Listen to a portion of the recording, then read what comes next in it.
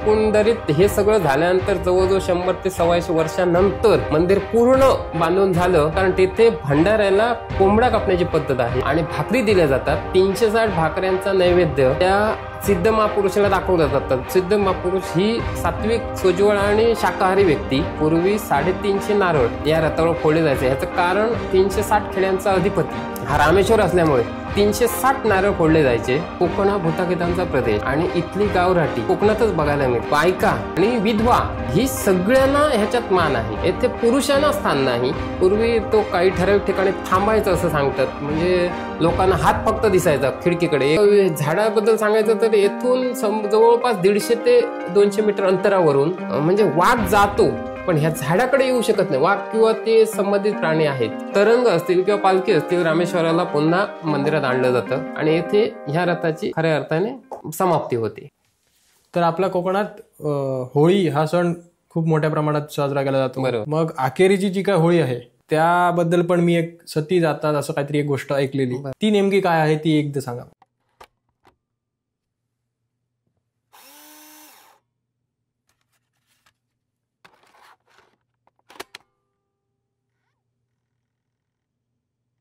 अखेरीचा रथोत्सव झाल्यानंतर खऱ्या अर्थाने पहाटे फाल्गुन मासाची सुरुवात होते आणि फाल्गुन मासाच्या सुरुवाती 11 दिवसानंतर येणारी पौर्णिमा असते. या पौर्णिमेला आमच्या अखेरीत गाव होळी जी घातली जाते म्हणजे 12च्या चव्हाट्यावर, ती भेलड्या माडाची म्हणजे सूरमाडाची, आणि ती घातल्यानंतर आमचा अखेरीचा शिमगोत्सव 5 दिवसाचा असतो, जी रंगपंचमी म्हणतात ती. तर त्या चौथ्या दिवशी हळदवणी हा कार्यक्रम होतो रामेश्वर मंदिरात. हळदवणी म्हणजे सगळ्या देवतांना हळदीचं पाणी घालावं आणि त्यांना एक विनंती करावी, आम्ही हा उद्या रंगपंचमी आहे, तुम्ही सगळ्यांनी म्हणजे शय्यादिवास करावा, म्हणजे निद्राधीन व्हावं, असं एक ती पद्धत आहे. त्या दिवशी थोडंसं पूर्वी काय व्हायचं, ह्या 5व्या दिवशी मारामारी, भांडणं असं हे ते अशी उकळून काढायची एक पद्धत होती पूर्वी. आता ते बंद झालं. देवदेवतांना ते सगळ्यांना किंवा हे ते लोक बोंब मारायचे, शिव्या घालायचे, म्हणजे काहीही चालायचं ते शिमगोत्सव. त्याच्यामुळे ती एक पद्धत होती. ते हळदवणीचा कार्यक्रम संध्याकाळी साधारण 5-6 वाजता झाला आणि त्यावेळी स्पेशल खास एकदम ढोल वादनाचा कार्यक्रम व्हायचा. स्थानिकांचे ढोल, ते गावकरांचे ते वेगळ्याच एका विशिष्ट खास शैलीत वाजवले जायचे. साधारण अर्धा पाऊण तास हा कार्यक्रम चालतो मंदिरात. एरवी त्या जागी मंदिरात ढोल वाजवले जात नाहीत, हा सभा मंडपात ढोल वाजवले जातात फक्त त्याच दिवशी. तर तो कार्यक्रम झाल्यानंतर त्याच रात्री, उत्तर रात्री म्हणजे 5व्या दिवशी पहाटे सतीचा कार्यक्रम म्हणून 12च्या चव्हाट्यावर जेथे गाव होळी असते तेथे तो केला जातो. सती पूर्वी तेथे म्हणे किल्ला होता त्या 12च्या चव्हाट्याच्या बाजूला, आणि तो किल्लेदार होता तो तेथे हरिजन समाजाचा माणूस होता आणि किल्ला ज्याच्या ताब्यात होता तो गावडे समाजाचा माणूस होता. तर ज्यावेळी आक्रमण झालं त्यावेळी तो किल्लेदार होता, जो रक्षक होता दरवाजावर, तो हरिजन समाजाचा माणूस हा मारला गेला त्या विरोधी गटाकडून. मारला गेल्यानंतर त्याची पत्नी त्यावेळी जी सती गेली, पूर्वी जरी हे असलं, आता जरी दफन किंवा हे करण्याची पद्धत असली तरी पूर्वी असे काही व्यक्तींना पूर्वी दहन करण्याची सुद्धा पद्धत होती. तर त्यावेळी ती हरिजनाची ती पत्नी, जी गावकराची पत्नी जी सती गेली, तिचा हा कार्यक्रम येथे केला जातो. तेथे रात्री पहाटे साधारण 4 वाजता सगळे महत्वाचे जे मानकरी आहेत त्यांचे ढोल त्या चव्हाट्यावर येतात. पहाटे ढोल वाजवत एका विशिष्ट लयीत तेथे येतात. तेथे एक आता सध्या आमचं स्थानिक जे गावकर म्हणजे आमचा मूळ गावराटीत गारणं बोलणं करणारा जो गावकर असतो, हरिजन समाजाचे व्यक्ती, तर तो ती सतीसाठी ते एक पांढरं लुगडं वगैरे नेसून डोकीला तो कुंकूवर लावतो पुरुषच, आणि ती एक सतीची एक वेशभूषा केली जाते, तोच स्वतः करतो. त्याच्या हातात एक तळी असते, त्याच्यात नारळ असतो आणि ते ओटीचं साहित्य असतं. ती घेऊन ते सगळे जे ढोलकरी असतात ते पुढे, ही मध्ये असते सती आणि मानकरी त्याच्या मागे, असे एकत्र ती त्या चव्हाट्याच्या भोवती फिरतात. तो जो घटस्थापना केली असते त्याच्या भोवती फिरतात. 3 वेळा फिरल्यानंतर त्याला गडाकडे नेण्याची पद्धत आहे, गड दाखवण्याची. गड दाखवणं म्हणजे त्यावेळी गावडे समाजाचे लोक शेणी आणून एका दगडावर मोठ्या आग करतात 2 ठिकाणी, आणि जेव्हा ही सती फिरून त्या ठिकाणी नेली जाते त्यावेळी खाली एक आणि वर एक जो 2 ठिकाणी आग असते, ते वरची लोक खाली शेंडे मारण्याची म्हणजे जळत्या गोवऱ्या फेकण्याची पद्धत आहे, आणि खालची लोक तेच गावडे समाजाची असते ती वरची लोक, म्हणजे एक गड राखणे हा कार्यक्रम होतो. त्याच्या अगोदर 2 मशाली टाईप म्हणजे झावळ्याची हे करून एकत्र बांधून त्याला आग लावली जाते, आणि ते विरुद्ध दिशेने धावतात 2 मुलं असतात ती, आणि त्याच मशालीने ते गड पेटवण्याची पद्धत आहे, म्हणजे त्या शेणी गोवऱ्या, आणि ते ह्याला दाखवतात त्या सतीला. तिथून पुन्हा चव्हाट्यावर आणलं जातं 12च्या, तिथून जवळच हे 2ही ठिकाणं 100-100 मीटरवर आहेत. तिथे आणलं जातं, पुन्हा फिरवलं जातं, आणि दुसरीकडे बरोबर गड ज्या ठिकाणी जे आग पेटवलं त्याच्या बरोबर विरुद्ध दिशेला दुसरी एक आग केली जाते. आपण त्याला कवळांची आग पेटवणे म्हणतो तो प्रकार. ती पेटवली जाते, तेथे सतीला नेलं जातं पुन्हा तसंच वाजवत, ते गोल गोल पुन्हा फिरवलं जातं. त्यावेळी लोकगीतांची किंवा श्लोक वेगवेगळे ते म्हटलं जायचे त्या काळातली. आता ती लोक नाहीत, जुनी माणसं ती म्हणायची.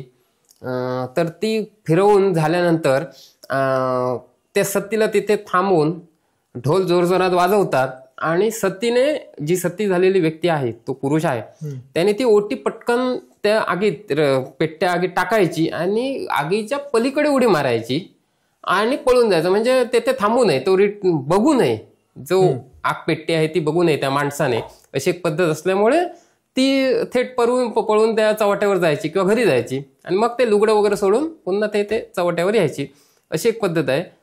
त्यावेळी कसं करतात, ती जेव्हा उडी मारून पलीकडे जातो ती व्यक्ती, त्यावेळी प्रत्येकाच्या हातात अशी हातात पेटती अशी कवळं असतात, म्हणजे झाडं जी सुकवून जो हे करतो आपण भाजणीसाठी वापरतो हे आपले जमीन, ते हे असतात, ते प्रत्येकाने त्या आगीवर टाकायचं तिने उडी मारल्यानंतर, म्हणजे काय ते सती केली तिच्यावर हे करायचं, अशी एक ती पद्धत. आणि ते झाल्यानंतर पुन्हा चव्हाट्यावर येतात, तेथे मानाप्रमाणे तेथे प्रत्येकाला सांगितलं जातं संध्याकाळी रोमट, म्हणजे जे रोमट नाचत नाचत लोक येतात ते किती वाजता यायचं, काय जो कार्यक्रमाची रूपरेषा तेथे ठरते, आणि तेथून प्रत्येकजण आपापल्या जागेवर जातो, म्हणजे आपल्या मांडावर एक मांड म्हणून असतो प्रत्येकाचा, त्या मांडावर जाऊन तो ढोल परत ठेवलं जातो आणि तेथे विसर्जन होतं. सती कार्यक्रम पहाटे होतो, आणि बायकांनी विशेषतः स्त्रियांनी बघायचं नाही किंवा मुलांनी बघू नये असा हा पद्धत असल्यामुळे पहाटे 4 वाजता ती केली जाते. साधारण 4 वाजता सुरू झालेला कार्यक्रम 6 वाजेपर्यंत संपतो, आणि नंतर 6 वाजल्यानंतर सगळं तेथे चिडीचूप होतं, तिथे काहीच काय हे नसतो. अशी एक सतीची परंपरा आहे. हे सगळे तुम्ही गोष्टी सांगितल्यात आम्हाला. तर आकेरीमध्ये अजून बघण्यासारख्या काय गोष्टी आहेत, म्हणजे प्रेक्षणीय स्थळ अजून काय काय आहेत? लोक आल्यानंतर रामेश्वर देऊळ तर सगळेच ओळखतात, त्याबरोबर अजून काय गोष्टी आहेत बरं ज्या आकेरीमध्ये आपण आल्यानंतर बघू शकतो? आकेरीचं रामेश्वर मंदिर हे शिल्पकलेसाठी प्रसिद्ध आहे. ते शिल्पकलेचं माहेरघर म्हणूनच ओळखतात. त्याच्यामुळे शिल्पकारागीर हे प्रथमतः कुठचाही सिंधुदुर्गातला असेल किंवा बाहेर परराज्यातील असेल किंवा परत जिल्ह्यातील असेल काय, तर ते येऊन पहिली आधी शिल्पकला येथे आधी वाखाणण्याजोगी असल्यामुळे ते पाहतात. येथे जी कॉलेज असतात आर्किटेक्चर वगैरे, वास्तुतज्ञ किंवा वास्तुविशारद वगैरे त्या पद्धतीची किंवा स्थापत्यशास्त्र वगैरे शिकवणारी, तर ही कॉलेज वगैरे ह्या रामेश्वर मंदिराला भेट देतात. बांद्र्याचं ते रहेजा कॉलेज असेल किंवा पुण्याचं कॉलेज असेल, ही सगळी जी मुलं असतात, प्रथम वर्ष, दुसरं वर्ष, तिसरं वर्ष, ही मुलं येऊन येते ह्या स्थापत्यशास्त्राचा अभ्यास करतात. ही कलाकुसर, नक्षी वगैरे तसंच पूर्ण डायग्राम बनवून ते हुबेहूब मंदिराची प्रतिकृती बनवतात, आणि ते आपल्या एक्झिबिशनमध्ये किंवा त्यांच्या कार्यक्रमात, वार्षिक स्नेहसंमेलनाच्या कार्यक्रमात ते असे हे करतात, ते प्रदर्शन मांडतात. त्याच्यामुळे रामेश्वर मंदिर हे पाहण्यासारखं आहे. पण ह्याच्याबरोबर जे प्रेक्षणीय स्थळ बघितलं तर मंदिरात उभं राहिल्यानंतर तुम्हाला पूर्वेस जे उजव्या साईडला जे 2 दगड दिसतात, उंच असे सुळके कसे आकाशाला गोवस निघालणारे, तर हे दगड हे सौत पाथर म्हणून हे देवस्थान आहे. इथे जाता येतं. त्या सौत पाथर हे देवस्थान आहे, त्याच्या मागच्या बाजूने पायऱ्या केलेल्या आहेत वन विभागाने, आणि ते एक प्रेक्षणीय स्थळ म्हणून पायऱ्या करून वन विभागाने खर्च करून ते तेथे जाता येतं.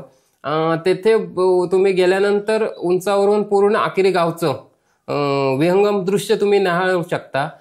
पावसाळा सुरुवात होण्या अगोदर काही पहिल्यांदा पाऊस येऊन जातो आणि थोडे थोडे छोटं गवत उगवतं, त्यावेळी मोठ्या प्रमाणात येथे उंचावरून जे काढलेले फोटो असतील छायाचित्रकारांनी वगैरे, तर ते बघण्यासारखे असतात, एकदम मनमोहक असतात. आणि हे देवस्थान आहे हे घाडी समाजाच्या 2 सवती येथे ह्या पाण्यात बुडून त्यांचं तेथे जे स्वयंभू म्हणजे रुजीव पाषाण जे आले 2 त्या सवती आहेत, एकाच नवऱ्याच्या 2 बायका. तर त्याची स्वतंत्र आख्यायिका आहे. शिवाय नागफणा म्हणून हे जे देवस्थान आहे हे संस्थान काळात, पूर्वीच्या संस्थान काळात किंवा त्यापूर्वी दुष्काळ पडला असताना राज्यात तत्कालीन जे राजे होते यांनी ह्या मंदिरात पूर्वी म्हणे रत्नजडित अशी हिरे किंवा असे सोन्याची अशी नागाची जी मूर्ती होती किंवा प्रतिमा होती मोठी, तर ही दुष्काळ पडल्यानंतर त्या राजाने वितळली किंवा हिरे ते काढले आणि जनता भुकी मरू नये ती जगावी याच्यासाठी प्रयत्न केले. पण काय झालं ते प्रयत्न निष्फळ ठरले. ती काढताना येथे जिवंत नागपूर्वी त्या स्वयंभूचं सगळं किंवा त्या देवाचं रक्षण करत होता. ह्या नागाला त्यावेळी हे केलं म्हणजे अत्यंत वाईट वाटलं आणि त्यावेळी जबरदस्तीने त्या राजाने ते काढून सगळं नेल्यामुळे त्यावेळी पटवर्धन म्हणून तो पुजारी होता त्याचीही त्यावेळी त्याला मारलं गेलं आणि त्याला पुरून टाकण्यात आलं किंवा त्याचं हे लावली आणि जो नाग होता तो नेला त्याने.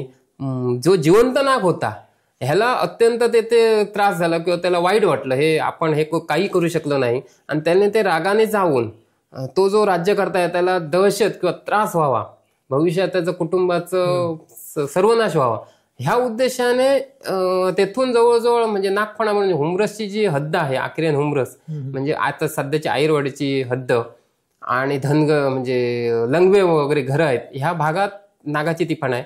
तेथे दगड होता, त्या दगडावर जाऊन आपली फणा आपटली आणि तो तेथे मृत्युमुखी पडला. कालांतराने लोकांनी तिथल्या स्थानिकांनी त्याची समाधी बांधली आणि तो जो दगडावर ज्या आपटला फणा तर तेथे नागाची फणा टाईप असा तो दगड दिसतो, तो आहे आणि त्याला नागावर असं म्हणतात किंवा नागाकडे जाणे किंवा नागफणा असा तो शब्द आहे आणि तो नागफणा म्हणून ते देवस्थान आहे. तेथे पायवाटेने तुम्ही जाऊ शकता, रस्ता वगैरे तेथे नाही. तसंच भिवाचं पाऊल म्हणून आहे, मुंबई गोवा हायवे जो जुना आहे तिथे उंचवळा म्हणून भाग आहे आपल्या, तर तेथे भिवाचं पाऊल एका दगडात भिवा धनगर जो होता, धनगर समाजाचा माणूस, तर तो शिवभक्त होता आणि त्याची बोकडं होती म्हणजे शेळ्या होत्या, शेळ्या मेंढ्या, त्या घेऊन जात असताना त्याचा जो दांडा त्याच्या हातात असलेला त्या दगडाला लागला. तेथे ते उभी अशी भेग एक तयार झाली दांड्याच्या आकाराची आणि त्याचं जे पाऊल त्याच्यावर पडलं त्या दगडावर, त्या पाऊलाचा असा आकार तेथे पाहायला मिळतो. शिवाय जी तेथून जी बोकडं गेली त्याची त्या दगडावरून, त्या बोकडांचे छोटे छोटे पावलं त्या ह्याला लागलेले आहेत, खूर लागलेले असल्याचं ते चिन्ह आहे. हा, पाऊल खुणा. मात्र ही जो दगड आहे तो सध्या आजही उपेक्षित आहे. ते कोणत्याही प्रकारचं पर्यटन वगैरे करतं म्हणजे त्याची हेच केली गेलेली नाही, राखून त्याचं काहीतरी स्पेशल असं खास पर्यटन स्थळासाठी त्याची वर छप्पर वगैरे करून हे करायला पाहिजे ना, डागडुजी किंवा का तो ठेवायला पाहिजे. पुरातन तो ठेवा आहे, हा तो जतन करून ठेवण्याचा कोणताही प्रयत्न कोणीही केलेला नाही. तिथे आहे तसंच आहे तो, पण ते भिवाचं पाऊल म्हणून प्रसिद्ध आहे. त्या जमिनीला तुम्ही गेलात तर त्या जे सातबारा असतील त्याला स्थानिक नाव म्हणून भिवाचं पाऊल म्हणूनच अजूनही आहे, भिवा येतो, तर ते भिवाचं पाऊल म्हणून आहे. त्यानंतर इतर सुद्धा छोटी मोठी काही प्रेक्षणीय स्थळ तुम्हाला पाहता येते. जे समोरचा जो राखीव डोंगर आहे म्हणजे सह्याद्रीचा जो पट्टा आहे पश्चिम घाट, ह्याच्यात सुद्धा वेगवेगळ्या प्रकारचे प्राणी पक्षी सगळ्या प्रकारचे किंवा वाघ डुक्कर सगळे हरिण हे सगळं तुम्हाला तिथे पाहायला मिळतं, नीलगाय वगैरे. आणि हा जैवविविधतेच्या दृष्टीने महत्वाचा जो समोरचा भाग आहे तो समृद्ध आहे. येथे झरे असतील किंवा धबधबा, त्याच्या मंदिरासमोरच एक धबधबा आहे, तो हल्लीच आता विकसित नुकताच होत आहे. वझर धबधबा म्हणतात त्याला. फक्त पावसाळ्यात प्रवाहित होतो आणि साधारण चतुर्थीनंतर म्हणजे सप्टेंबर ऑक्टोबरमध्ये तो थोडासा थांबतो. तर तेथे दरवर्षी हजारो भाविक किंवा पर्यटक जे मंदिरात येतात किंवा ते स्पेशल खास ते सहलीसाठी येतात ती लोक भेट देतात. त्याच्यावरही लोकांचं अर्थकारण भविष्यात होईल असं वाटतं, कारण तेथे सुद्धा जाताना पायवाट असल्यामुळे थेट गाडी जात नाही आणि त्याच्याकडे तेथे बरीच लोक वगैरे जातात. इतर काही छोट्या छोट्या आता मौनी महाराज मठ असेल हुमरसचा, पूर्वी आकेरी आणि हुमरस गाव एकत्रच होता कालांतराने त्याचे 2 भाग झाले, महसुली गाव म्हणून, आणि तो वेगळा झाला. पण मौनी महाराज मठ पूर्वी आक्रीतच होता. मौनी महाराजांचा संप्रदाय आक्रीत मोठ्या प्रमाणात त्यावेळी होता.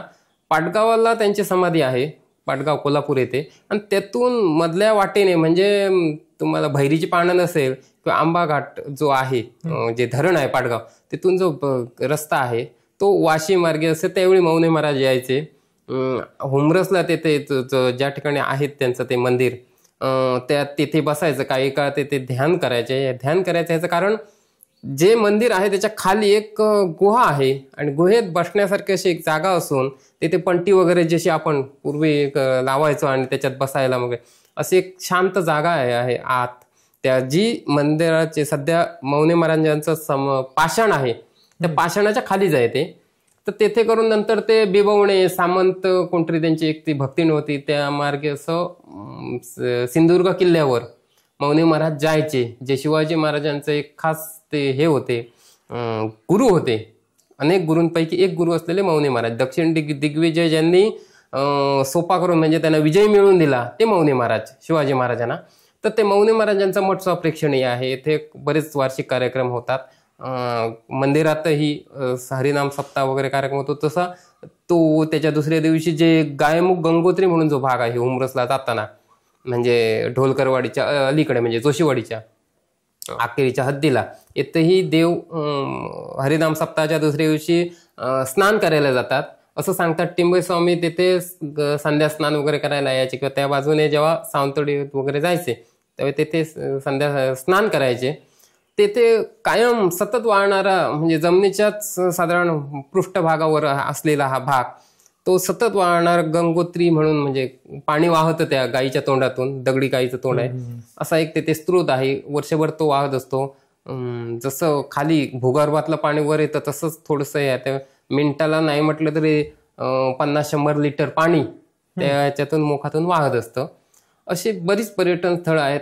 विकसित करण्याच्या दृष्टीनेही ही योग्य आहेत आणि गावचं अर्थकारण ह्या पर्यटन स्थळावर चालू शकतं असं.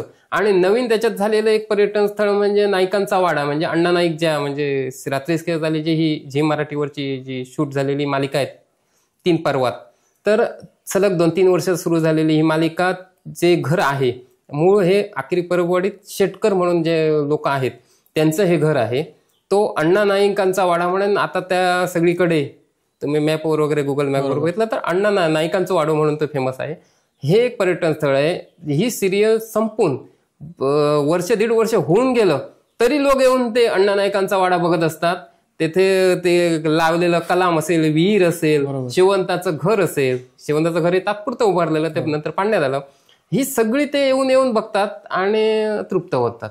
आखरीमध्ये अजून एक म्हणजे धाल्याचा कार्यक्रम एक करतात. होय, म्हणजे बायकांमध्ये म्हणजे स्त्रियांमध्ये हा कार्यक्रम पार पाडला जातो. बरोबर. ते नेमकं काय आहे, म्हणजे कसं काय कार्यक्रम असतो नेमका आणि कशासाठी असतो?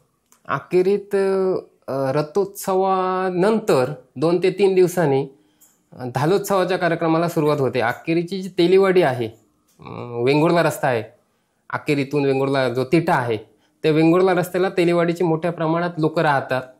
पूर्वी तेल जे लोक काढायचे घाण्यातून ते लोक म्हणजे तेली, आणि ते तेलीवाडीची ती परंपरा आहे. मूळ परंपरा ही पोर्तुगीजांनी म्हणजे ही थोडीशी गोव्याशी निगडीत आहे. पोर्तुगीजांनी आणल्याचं थोडंसं सांगतात किंवा ती लोक पोर्तुगीज लोकांची ती हे होते असं म्हणतात. कारण धालो ह्या शब्दाचा अर्थ वाऱ्यावर डोलणे, धालो म्हणजे वाऱ्यावर डोलणे किंवा विशिष्ट लयीत ते वादन करून त्याच्यावरती डोलणे, कमरेत हात गुंफून. तर धालोत्सव हा पूर्वीपासून सुरू झाला. रामेश्वरचं जे सल्तान होतं किंवा मग ती तरंग वगैरे सगळे देवस्थान जेव्हा सागरेश्वरला जायची महोदर पर्वणीला, तेव्हा येताना तेथे आली काही वर्षापूर्वीचे हे आहे, 350 ते 400 वर्षापूर्वी. आणि तेथे आज ज्या ते धालोत्सव होतो तो मांड म्हणतात त्यांचा, नृसिंहदेवतेचं मंदिर आहे तिथे. आणि पूर्वी मोठा वड होता, आता तो वड तोडून तेथे मंदिर बांधण्यात आलं. तर तेथे तरंग टेकवला आणि आजपासून तुम्ही हा कार्यक्रम करा धाल्याचा, अशी एक आज्ञा दिली त्यावेळी रामेश्वराने. आणि त्यावेळीपासून कार्यक्रम सुरू झाल्याचं जुने माणसं सांगतात. धालोत्सवाची सुरुवात जुनी जरी असली तरी त्याच्यात विशेष सांगायचं म्हणजे जे लहान मुलं आहेत, बायका आणि विधवा, ही सगळ्यांना ह्याच्यात मान आहे. तुम्ही बऱ्याच जर कार्यक्रम बघितला तर ह्याला विधवांना स्थान नसतं, पण येथे उलट आहे. येथे पुरुषांना स्थान नाही, पुरुषांना येथे काहीही स्थान नाही. पुरुषांनी फक्त बघण्याचा कार्यक्रम करायचा आहे, तिथे बसून तो कार्यक्रम करतात, तो बघायचा. बाकी सगळा पूर्ण कार्यक्रम महिलाच करतात. ह्याच्यात गावकार जे बनते, गारणं बोलणं करणार, ती महिलाच असते. डुक्कर कापणाराचा जो असा एक विधी असतो, असं प्रतिकात्मक डुक्कर असं पोरगीला पकडून हे केलं जातं, तर तो सुद्धा ती महिलाच असते. लग्न जे लावलं जातं ह्याच्यात, त्याच्यात सुद्धा पुरुष जो बनवला जातो हा महिलाचाच बनवला जातो, तिला बाशिंग वगैरे बांधून. आणि जी महिला असते ती दुसरी महिला असते. ह्यांचं लग्न लावलं जातं. ह्याच्यात सप्तपदीचा कार्यक्रम होतो, होम हवन जसं होतं तसं आग पेटवून सप्तपदी केली जाते. बाकी सगळा कार्यक्रम थोडेसे म्हणजे नवरा नवरी बद्दल जे लग्नाबद्दल जे रुखवात ठेवणं किंवा वरात, हा पूर्ण कार्यक्रम त्याच्यात बघता येतो. आणि ह्याच्यात जोडीला खेळ असतात, केळी कुत्री असा खेळ. म्हणजे केळी, ती महिला असतात त्या काही हात वर करून उभ्या असतात आणि बाजूला छोटी मुलं असतात, तर ती कुत्रे म्हणून होतात, ते पायावर बसून ढोपरावर. आणि त्या महिला ह्याचं रक्षण करायचं कुत्र्याने, केळींचं.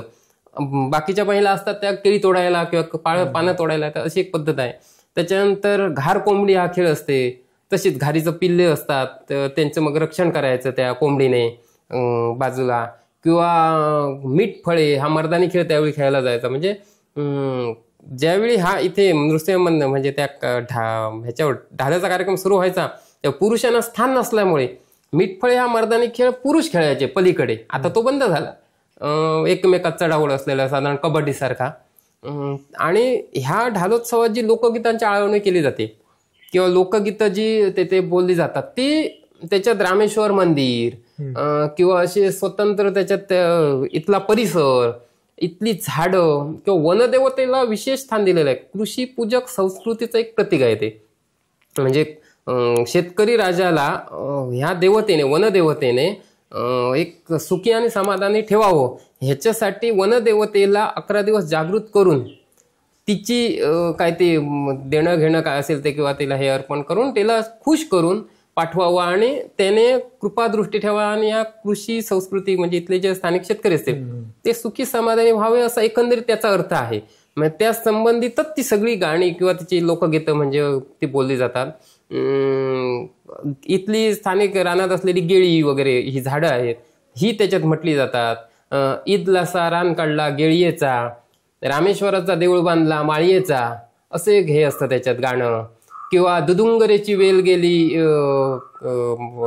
शंकराच्या देवळावर असं किंवा गुहेवर, असं एक दुदुंगरेची वेल. आता दुदुंगर म्हणजे ते झाड नक्की आम्हालाही माहित नाही, पण असे काही वेगवेगळ्या पद्धतीची गाणी. किंवा हा ढालोत्सव संपवताना ही म्हणजे आजच्यान धालो काबार झालो, ढाल्याच्या माथ्यावर शेणा चोकालो, असं एक लोकगीत म्हटलं जातं आणि त्याच्यानंतर पूर्ण संपवला जातो हा कार्यक्रम. काबार ह्याचा अर्थ शेवट. काबार हा शब्द थोडासा कोकणीत आहे, म्हणजे आपल्या गोव्याच्या संस्कृतीतला. ढाल्याच्या माथ्यावर शेणा चोकालो म्हणजे बरेचसे ह्याच्यात जे शब्द आहेत ते कोकणी आहेत किंवा पोर्तुगीज कालीन आहेत. त्या संबंधित हा ढालोत्सव हा कार्यक्रम गोव्यात मोठ्या प्रमाणात होतो किंवा दोडामार्ग साईडला. सिंधुदुर्गात फक्त मला वाटतं म्हालटकरवाडा, माझगाव आणि आकेरी येथे मोठ्या प्रमाणात होतो. बाकीच्या ठिकाणी झाला तरी तो छोटा असतो. तर असे हे जे काही त्याच्यात हे आहेत ती त्या संस्कृतीशी निगडीत आहेत आणि बघण्यासारखा कार्यक्रम म्हणून त्याच्याकडे पाहिलं जातं. आणि विशेष म्हणजे त्या स्त्रियांना स्थान दिल्यामुळे खास म्हणून त्याची एक वेगळी ओळख ह्या ढालोत्सवात आहे. कमरेत हात गुंफून किंवा उस्कीची जी फुलं आपण ह्याच्यात वापरतो नेमकी त्याच वेळी उपलब्ध असतात शिगमोत्सवात ढोलाला वगैरे लावतो एक शोभेसाठी म्हणून. तर ती कानावर दोन्ही बाजूला कानाला लावून वर ती कमरेत एकमेकाच्या हात गुंफून 2 रांगा केल्या जातात महिलांच्या आणि एका रांगेचं पुढे जाणे मागे येणे थोडंसं वाकणे असं वाऱ्यावर डोलणे हा जो प्रकार आहे ढालोत्सव म्हणजे ढालो म्हणजे तो म्हणजे त्या ढालोत्सवात ते पाहायला मिळतं आणि ती लोकगीतांची आळवणी केली जातात. ह्या बाजूच्या महिलांनी एकदा म्हटल्यानंतर त्या बाजू अशी एकापेक्षा एक असं. कोकणात आपण बघतो खूप गोष्टी फेमस आहेत. म्हणजे कोकण ज्या गोष्टीसाठी फेमस आहे म्हणजे गूढ गोष्टी, ज्या सगळ्या लोकांना माहित नसतात किंवा त्या गोष्टीमध्येच लोकांना इंटरेस्ट आता जास्त आहे की कोकणात झालेल्या गोष्टी किंवा आधी ज्या काही गोष्टी म्हणजे जे काय राखण्यासाठी म्हणजे कोकण आपलं पर्यटन किंवा परिसर राखण्यासाठी ज्या काही गोष्टी आपण पूर्वीपासून करत आलो, बरोबर, त्या नेमक्या काय आहे किंवा त्या काय घटना घडल्या असतील, अखेरीमध्ये काय घटना घडल्यात किंवा त्या काय गोष्टी आहेत त्याबद्दल जरा सांगा.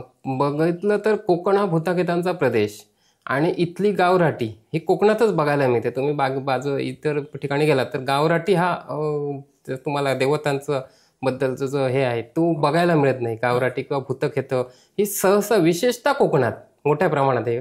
आणि इथलं जे मध्यंतरी जे चित्रीकरण झालं, रात्री खेळ चाले, त्याच्यात तेच थोडंसं दाखवलं भूताखेतांचंच किंवा मर्डर हे ते पुरल्यानंतर ती ही दुसरी, असं हे थोडंसं भूतखेतांबद्दल. आणि लोकांना ह्या गूढ गोष्टी ज्या आहेत ह्या अतर्क म्हणजे मनाला थोडंसं न माहीतच त्याचं हेच मिळत नाही, ठाव ठिकाणा लागत नाही मनाला सुद्धा. तर ह्या अशा काही गूढ गोष्टी असतात त्याच्यात लोकांना खूप इंटरेस्ट असल्यामुळे हे स्थानिकांना हे करून ते थोडंसं त्याच्यावर असलेले चित्रपट असतील किंवा सिरियल किंवा मालिका ह्या मोठ्या प्रमाणात चालतात. आणि ह्या चालाव्या ह्यासाठी कोकणातच त्या शूट कराव्या लागतात. कारण हा जो निसर्ग आहे हा त्याला पूरक आहे आणि त्या निसर्गाला तो अनुसरून ह्या गोष्टी दाखवण्यात थोडीशी मजा असते. हे चित्रपट निर्मात्यांना कळल्यामुळे इथे मोठ्या प्रमाणात होत्या. अखेरीत सुद्धा अशा गूढ गोष्टी बऱ्याच आहेत. काही ठिकाणी तुम्ही गेलात, आता हेळोबा मंदिर आहे, हेळोबाचा जो हे आहे भाग म्हणजे देवस्थान आहे, हे पाचोळ्यात असलेलं देवस्थान, आता तिथे मंदिर बांधलं. पण हे सुद्धा जागृत देवस्थान. ह्या मंदिराच्या बाजूने जो तीर्थ म्हणजे पाणी वाहतं, हे पाणी हे असतात म्हणजे शिवाशिवी किंवा इतर लोक असतात त्यांनी पिऊ नये, त्यांना ते त्रास होतो. किंवा त्या पाण्यात विशिष्ट एक हे आहे म्हणजे तुम्ही तीर्थ म्हणून जर पिलात तर तुम्हाला काही तुमचे प्रॉब्लेम असतील किंवा दैवी त्रास असतील हे नष्ट होतात. किंवा छोटे काहीतरी दोष कोणीतरी विंचवाने वगैरे केला तर असे काही ठिकाणी त्याचे ती हे आहे प्रचिती आहेत. तसंच एक रामेश्वर मंदिराच्या समोर एक झाड आहे मोईचं म्हणून, म्हणजे ते घाडी किंवा घोगळे समाजाच्या लोकांची ती मोठ्या प्रमाणात शेती आहे. हे झाड सुद्धा एक अद्भुत शक्तीने असं किंवा दैवी शक्तीने भारलेलं आहे. येथे तुम्ही जर ह्या झाडाबद्दल सांगायचं तर येथून जवळपास 150 ते 200 मीटर अंतरावरून म्हणजे वाघ जातो पण ह्या झाडाकडे येऊ शकत नाही. वाघ किंवा ते संबंधित प्राणी आहेत जे त्रासदायक ठरतात किंवा कुत्री किंवा गायी म्हशी किंवा त्यांना मारण्यासाठी येतात ते वाघ वगैरे, बिबट्या, चित्तावर, ही सगळे प्राणी ह्या झाडाकडे येऊ शकत नाही. असं हे दैवी शक्तीने भरलेलं झाड आहे. येथे तुम्ही जर कुत्रा नेऊन जर ठेवला किंवा बोकड किंवा शेळी नेऊन ठेवलात, बांधलात रात्रभर, तर त्याच्या बाजूने वाघ जाऊ शकतो 150 मीटर किंवा 200 मीटरच्या बाहेरून, पण तो तेथे येऊ शकत नाही. जर ते तुम्ही बांधलेले किंवा ते कुत्रा तुमचा जर त्या भागात गेला, कुठे पलीकडे वाघ आहे तिथे, तरच तो वाघ पकडू शकतो. अशी एवढी ताकद त्या झाडाभोवती निर्माण झालेली आहे. हे वस्तुस्थिती प्रत्यक्ष आम्ही बघितलेली आहे. आज तिथे घोगळे जे आमच्याकडे आहेत तर त्या लोकांची गुरं असतात किंवा घाडी लोकांची गुरं रात्री बांधतात तिथे, त्यांचे कुत्रेही तिथे वस्ती करतात. माणसं कोण तिथे थांबत नाहीत रात्रीच्या वेळी आणि शेती करतात. ह्या जे देवस्थान आहे ह्या राखणदारावर अवलंबून हे सगळं केलं जातं. त्या रात्री तेथे असलेली गाई गुरे किंवा वासरं ह्यांना वाघ त्या बाजूला जरी ओरडला तरी येऊन बघायची गरज नाही. ते घोगळे किंवा त्या घाडी लोकांना किंवा इतरांना तेथे वाघ येऊच शकत नाही. हे असल्यामुळे त्या देवस्थानच्या परिसरात बिनधास्त ह्या लोकांची गाई गुरं किंवा ती पाळीव प्राणी असतात. असं अद्भुत शक्तीने मंत्रलेलं ते झाड आहे. आता तुम्ही सिद्ध महापुरुष वगैरे हा भाग बघितला तर येथे सुद्धा हे देवराई टाईपच तो थोडासा जंगलमय भाग आहे. येथे सुद्धा ह्या देवराईत तुम्हाला मांसाहार करता येत नाही. फक्त जे 3 गाव फिरतीला देव जेव्हा तेथे जातो त्याच दिवशी तुम्हाला भंडाऱ्या दिवशी तेथे चिकन खाता येतं त्याच दिवशी. नाहीतर त्याचं जे हद्द आहे त्यातून साधारण नाही म्हटलं तर 1-1.5 की 2 किलोमीटर ह्या रेंजमध्ये ह्या हद्दीत तुम्हाला कोणत्याही प्रकारे मांसाहार, दारू पिऊन तिथे तुम्ही प्रवेश करू शकत नाही. तेथे गेला तर तुम्हाला ती वाटच मिळणार नाहीत किंवा असंख्य तुम्हाला त्रासदायक वेदना होतील किंवा कौटुंबिक तुम्हाला कलह घरात निर्माण होतील. असे हे भाग आहेत. हे वेगवेगळ्या हे म्हणजे जैवविविधता जरी असली किंवा निसर्ग असला तरी वेगळ्या शक्तीने भारलेले ही देवस्थानं आहेत. असे अखेरीत देवराई आहे. आता हरिजनवाडीकडे जी देवराई होती, जे ते हरतीर हा कार्यक्रम होतो, ही सुद्धा पूर्वीपासून देवराई आहे. ज्यावेळी ह्या रामेश्वर मंदिराची स्थापना झाली त्यावेळपासून आतापर्यंत तेथे जे देवराई त्याला म्हणजे तोडलं जात नाही त्याच्यातलं काही. तिथे वड मोठमोठाले वड तिथे पाहायला मिळतात किंवा झाडं मोठमोठाली पाहायला मिळतात. ही झाडं पूर्वीपासून आहेत तशी आहेत आणि मोठ्या प्रमाणात विस्तीर्ण झालेले आहेत. येथे फक्त म्हणजे ठराविक वेळीच ढोल वादन वगैरे केलं जातं. जशी देसरूड हा कार्यक्रम होतो, देसरूडच्या कार्यक्रमात देवराईत त्या ढोल वादन केलं जातं. एरवी तेथे जात नाहीत किंवा तेथे जायला निर्बंध असतात. रात्रीच्या वेळी तर अजिबात फिरू नये अशी एक पद्धत असते. अशी ठराविक अखेरीत सुद्धा अशी जागा आहेत. लोकांना सुद्धा अखेरीत सुद्धा देवचार, जे राखणदार किंवा इतर हे चाळे वगैरे हे आहेत म्हणजे दिसलेले आहेत. मग रात्री साधारण 11 ते म्हणजे 12 वाजता कोणी घराच्या बाहेर पडायचं नाही किंवा देवाच्या ज्या वाटा आहेत पूर्वीपासून ज्या स्थानिक, ह्या बंदस्वा केल्या जात नाही. तुम्ही जर तुमचे अंतर्गत वाद असतील, मतभेद असतील शेजाऱ्यासोबत किंवा जमीनदारासोबत, पण ती वाट बंद केली जात नाही. वाटेवर जर तुम्ही तो कुंपण केलं तर दुसऱ्या दिवशी त्याचे लगेच पडसाद उमटतात. तुम्हाला एकतर जागृत केलं जातं, तुम्ही ते कुंपण घातलेलं आहे माझ्या वाटेवर, हे काढा, असं देवाकडून एक हे दिले जातं. अशी 2-3 संध्या दिल्या जातात तुम्ही हे काढण्यासाठी. पण तुम्ही जर हट्टालाच पेटला असाल तर त्याच्या दुसऱ्या दिवशी काहीतरी त्रास, म्हणजे तुम्ही पडून अचानक पाय मोडला, 3 महिने तुम्ही घरीच राहिला, असे वेगवेगळे तेथे हे केले जातात. म्हणजे त्या कुडशक्तींकडून उपाय त्यांचे, म्हणजे समोरच्या माणसाला टाळ्यावर आणण्यासाठी असे सुद्धा हे आहेत. म्हणजे काही ठिकाणी तर समजा वाटा वगैरे तुम्हाला त्या वाटेवर पाणी जर टाकलं तरी सुद्धा त्रास होतो. आमची हेळोबा देवस्थान म्हणून आहे, तिथून पूर्वी म्हणे हेळोबा तो आहे राखणदार, हा रामेश्वराच्या भेटीसाठी जात असे. तेथे सुद्धा अशा वाटेवर पाणी टाकता कामा नये किंवा वाटेवर कुंपण असता नये. पूर्वी तो काही ठराविक ठिकाणी थांबायचं असं सांगतात. म्हणजे लोकांना हात फक्त दिसायचा खिडकीकडे. एक आमच्याकडे घर होतं, तर त्यांच्याकडे गाई म्हशी भरपूर मोठ्या प्रमाणात होत्या. पण देवाकडे त्याने एक नवस केला, माझ्या गाई हे वगैरे जागल्या व्यवस्थित आणि मोठ्या प्रमाणात उत्पन्न सुरू झालं तर मी रोज तुला एक लोण्याचा गोळा देईन म्हणून. तर त्याप्रमाणे ती चालू होती ती पद्धत त्या माणसाकडून. तो ठराविक रात्री 11-12 वाजता तो काही वेळ असेल त्यावेळी त्याच्यात ह्याच्याकडे खिडकीजवळ वाट होती ती, त्या वाटेकडे एक हात दिसायचा. मग लोण्याचा गोळा त्याच्यावर ठेवला जायचा आणि भरभराट मोठ्या प्रमाणात चालू होती. आता ती बंद झाली. ह्याचं कारण काय झालं, ही बाई जेव्हा ते घरातली होती ती काही कारणास्तव ती आजारी असल्यामुळे दुसरीकडे गेली उपचारासाठी किंवा माहेरी गेली आणि तात्पुरतं त्या देवाला दुसऱ्याने हे ठेवावं म्हणून ते तात्पुरती एक नेमली बाई शेजारची. त्या शेजारच्या बाईला वाटलं काय हे काय उगाच काहीतरी हे थोतांड आहे आणि असं नसतं काही नाही, म्हणून तिने मुद्दाम रागाने आणि ह्याचं कदाचित विध्वंस व्हावा त्या घराण्याचा म्हणून लोण्याचा गोळा न ठेवता पेट्टा लोण्याचा गोळा त्या हातावर ठेवला त्या बाईने. आणि तो गोळा शेवटी हात भाजणार ना, हात भाजल्यानंतर त्याने हात भाजल्यानंतर तो तिथे टाकला, ते जो कोण हात होता त्या दृश्य शक्तीचा, आणि तो गेला. दुसऱ्या दिवशीपासून गाई गुरे सगळं मरायला सुरुवात झालं आणि पूर्ण खानदानाला त्याचा त्रास भोगावा लागला. अशा सुद्धा घटना तेथे घडलेल्या आहेत अखेरीत.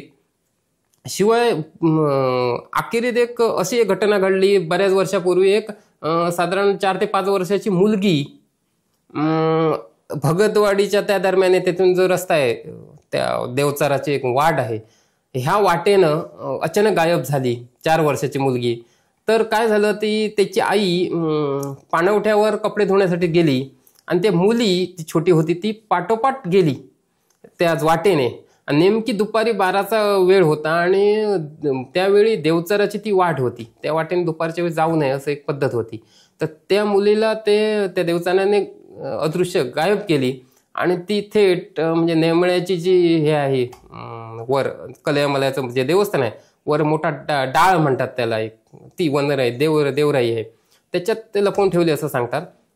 ही मुलगी दिसायला काही तयार नाही. शोधाशोध खूप केली, कोणाला काही नाही, कारण ठराविक अंतरापर्यंत तिचे पावलं जमिनीत उमटली होती, पुढे काहीच नाही. त्याच्यामुळे तिला काय झालं हेच माहीत नव्हतं. आणि त्यावेळी काय कोणाचा दळणवळणाची किंवा फोनची वगैरे सुविधा नसल्यामुळे त्यावेळी देवतेकडे जाऊन गारणं मांडण्याची एक पद्धत होती. आणि काय नेमकं झालं ते, तर त्याप्रमाणे त्या वाटेवरती मुली रोज बऱ्याचदा त्याला त्या देवचाराला अडचण करायची म्हणून त्याने उचलून नेली तुम्हाला दहशत देण्यासाठी म्हणून, पण त्याने ती सुखरूप ठेवली असल्याचं सांगितलं त्या देवतेने आणि तुम्हाला ती दृष्टी सूर्योदय झाल्यानंतर पडेल त्याच्यासाठी तुम्ही तयारीत राहा.